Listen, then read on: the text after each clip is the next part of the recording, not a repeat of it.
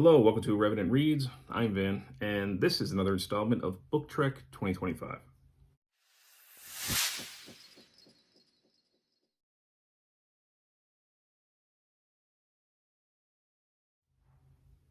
So, Book Trek is a yearly event where basically in the summer, throughout June, July, and August, we read and we discuss and we geek out over Star Trek fiction.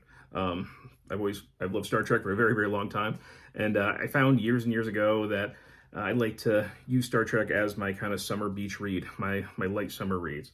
And I picked out a few things to read this year, and I had some Picard books from the Picard series. Now, that series is, in my opinion, very it's got some issues. The first season I thought was okay.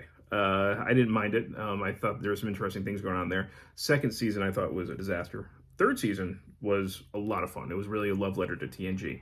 I'm sure if I go back and rewatch it, I will find that, of course, it's not perfect, but it at least started capturing the spirit again. And it was kind of what I wanted Picard to be like in the first place. But I have found that the Picard books are generally pretty solid. They're good. There was The Last Best Hope, I think, the first one. The Dark Veil was the second one. That was a Riker book. I had read, and I already made a video for Book Trek this year, was Second Self about Raffi, and that one was okay.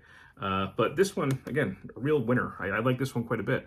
So this is Picard Firewall, David Mack. And of course, it says Picard, but it's really not a Picard novel. Like most of these, this is a prequel. So here, it's, of course, about 7 of 9, as you can see here. I think it's actually a really nice image of her. And this is about after she returned with Voyager. And we see her essentially get denied by Starfleet. And she's kind of an outcast. And it's not necessarily because has Borg implants. It's because she refuses to go by her given name, Annika.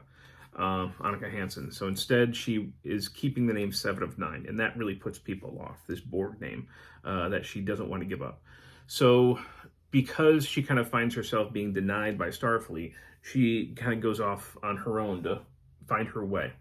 And this is about her, when she was on Voyager, she was kind of mentored by Janeway and some of the people on the ship. So this is her kind of first being off on her own for the very first time, discovering herself. And we see her kind of come into her own adulthood in certain ways. And also, there's another thing going on here. And in the acknowledgments at the end, the author, David Mack, he says, dig deeper into learning what made Seven who she is, so that this story could be about Seven finding her way in the galaxy as both a newly independent adult and also a newly out queer woman. So that's kind of another thread that's coming through here. We see in the Picard series that Seven and Raffi end up having get into a relationship together. Sorry if that's a spoiler. It's been a few years since these things have been out, though. And I don't have a problem with them having a relationship, but I think that the series handled it very kind of clunkily. It's just all of a sudden happened. There was no build up to it. There was no explanation for it. So it just felt like it was kind of shoehorned in there. And I really wish that they had taken the time to actually develop it. And here we don't see that necessarily. So Picard era, the series, that kind of bookends the novel, but the bulk of the novel really is Seven after Voyager, her being out on her own, and her getting involved with the Fenris Rangers. And that's where we find her when we see her in Picard. So the Fenris Rangers are kind of a renegade police force that ended up helping the Romulans when Starfleet kind of abandoned them. And we see how she becomes involved with them and what they're about. And that stuff was fairly interesting. But I just think this is a nicely paced novel.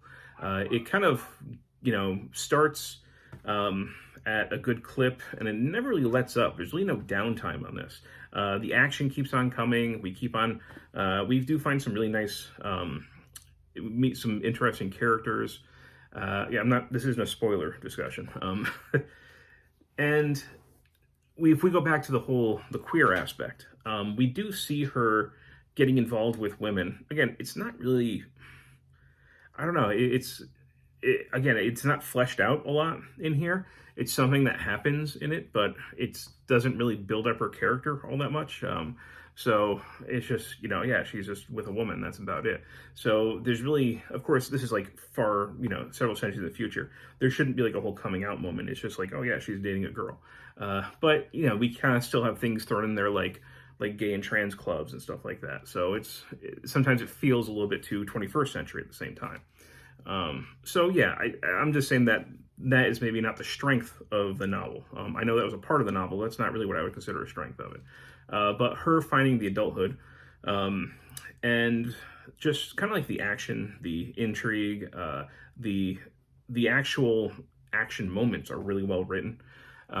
We see her get put through the ringer. Like I said, we meet some pretty interesting characters along the way that she's able to kind of hook up with. And yeah, it ends up being pretty satisfying in the end. I liked it. I liked it quite a bit. I had a good time with this.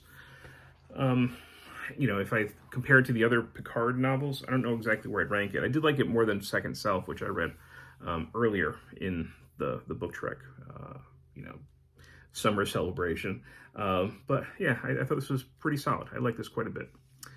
So yeah, if you've read this, of course, love to hear your thoughts. I hope that you've been taking part in book trek as well. We've got another week of it, so it's not too late if you really wanted to squeeze something in. But yeah, anyhow, thank you, BookTube.